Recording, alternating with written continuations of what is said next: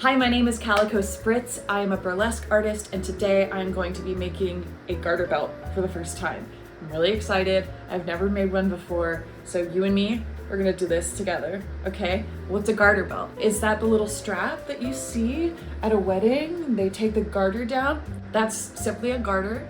Garters have sort of the same purpose. It's to hold stockings up. Burlesque artists often use garter belts as a way to play with stockings, to do stocking reveals, but also just because they're hot, okay? They look hot, and so I want to look hot.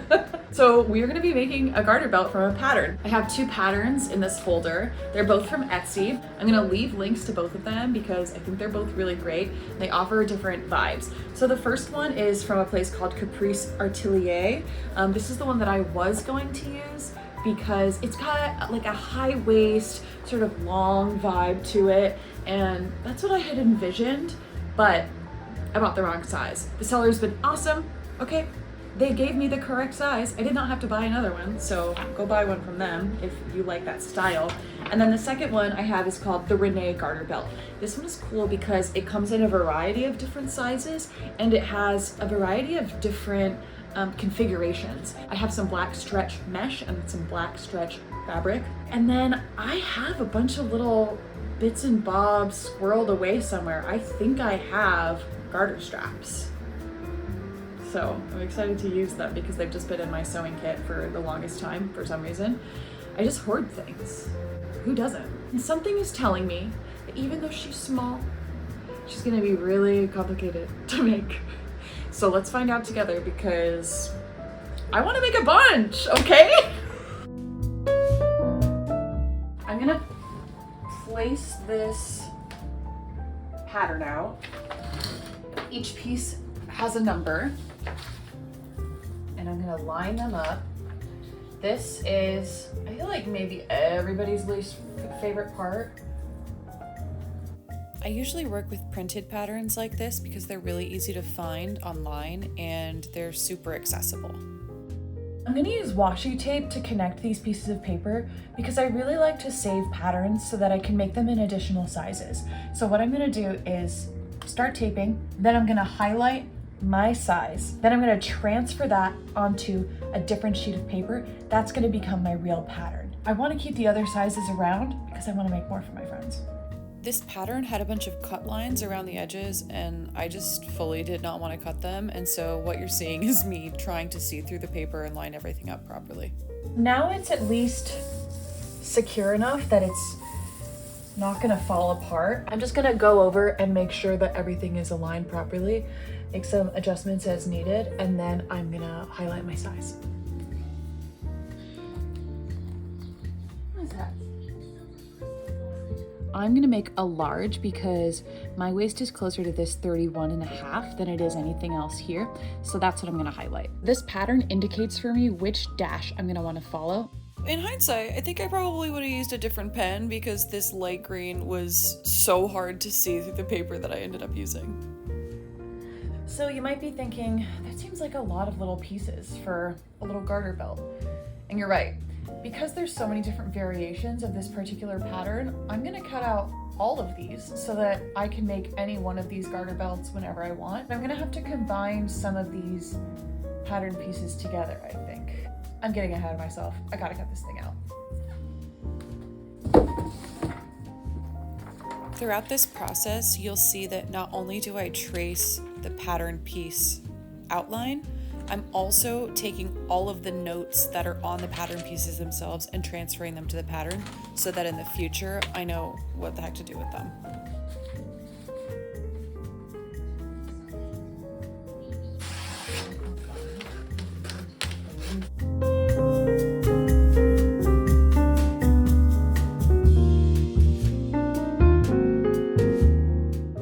Okay, so now that all the pieces are cut out, it's starting to look a little bit more like a garter belt. Okay, so this is the front for style 1.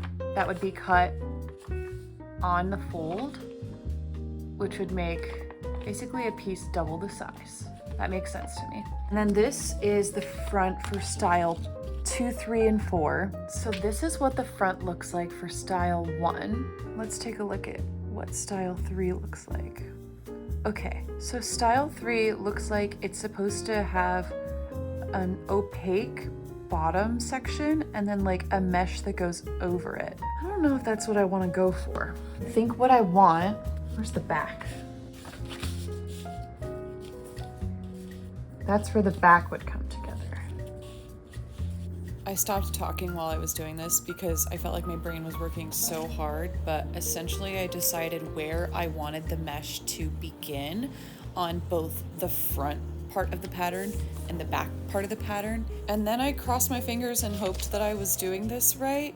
I've never modified a pattern until this moment, and so you're kind of seeing my brain work slowly, but honestly, I think I knew what I was doing. I kept the same kind of notes that are on the rest of the pattern pieces on these because I didn't want to lose track of what I was working with, but also a little extra pattern piece, no problem. Love that.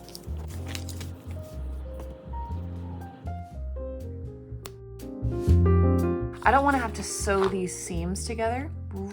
I want to instead just have this be one piece that goes around my hip. So I'm just going to do my best to trace this, and then I'll cut that out.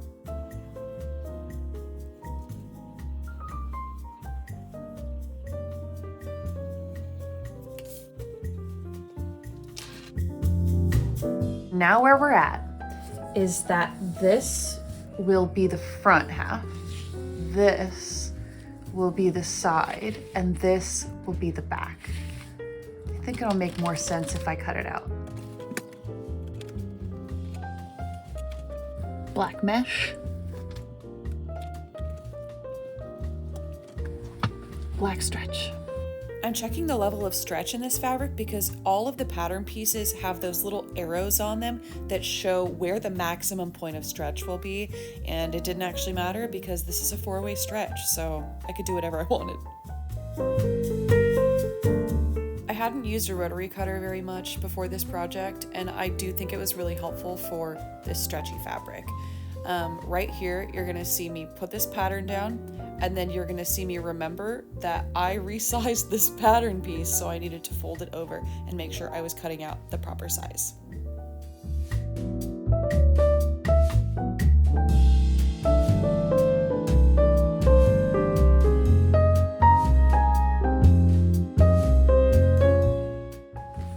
So this is what I'm working with. I'm a little concerned about this piece that has this teeny little notch taken out of it. But now that I'm looking, this one's a little shorter too. Look at that. Short. Mesh is hard to cut. I'm gonna do it again.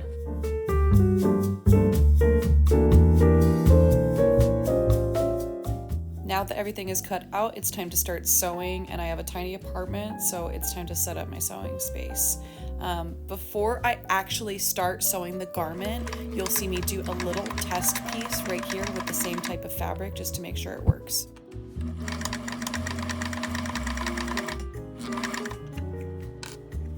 I have never used this overlock stitch on this machine before, and it feels so secure.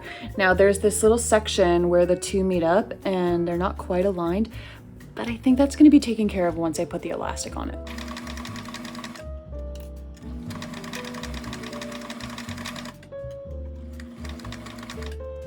Now everything is sewn together, and this is what I think it's gonna end up looking like. Yes, this is what I wanted. Ah, how exciting. Okay, so the next thing that we're gonna do is put elastic on the top on all of these curved pieces, and then we have to attach the garters. And then if I have one, I have to put something to connect the backings. So that's another element to figure out, but look at that. Oh my God, immediately. Okay, whoa, oh my gosh. 2 full sets of garter straps.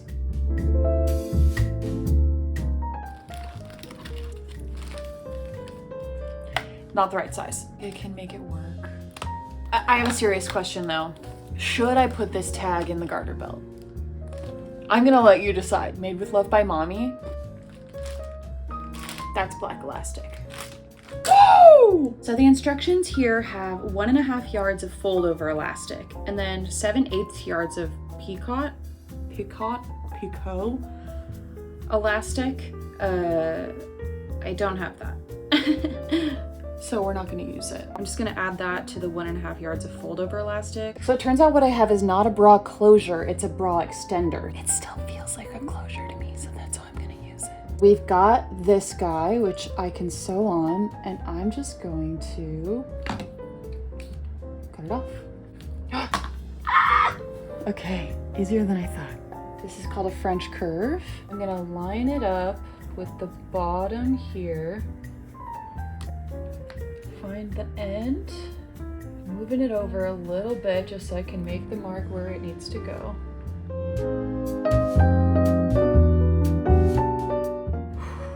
Let's just do it.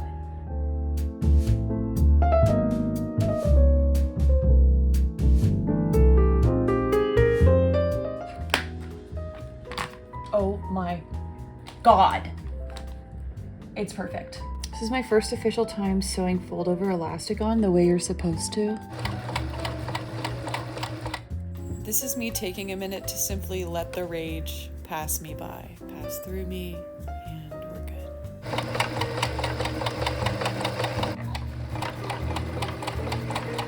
Because these stretchy fabrics are synthetic, they're really prone to fraying, so anywhere that I didn't sew a seam together, I went ahead and just melted. Somehow all that was left was just to fold over these little loops and make room for the straps. So I hand sewed those together. And boom, like they had always been there, little loops for these garter hooks to slip right into and stay secure. I did not film myself installing this back piece because I thought it was gonna send me into a nervous breakdown and it was so late.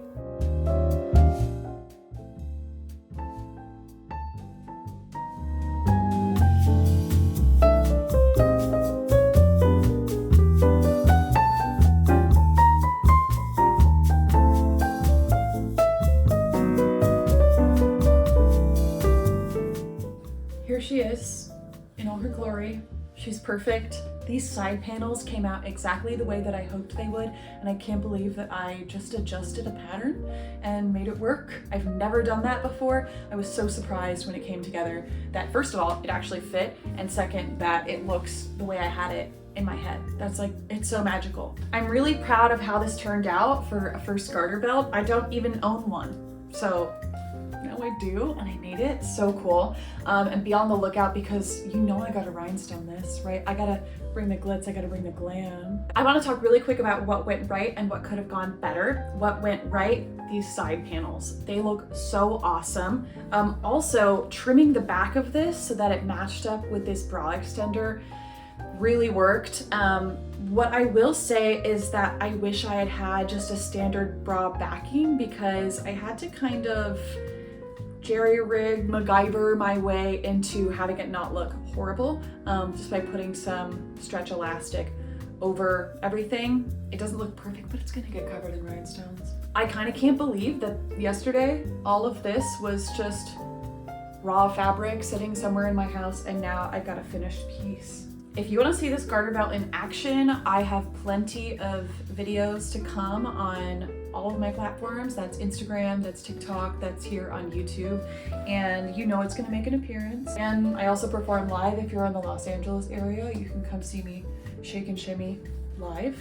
If you want to stay here on this little sparkly corner of the internet, make sure you like this video, make sure you subscribe so that you don't miss any of this. And feel free to leave any questions, comments, concerns, you know where. And I'll see you guys soon. Bye.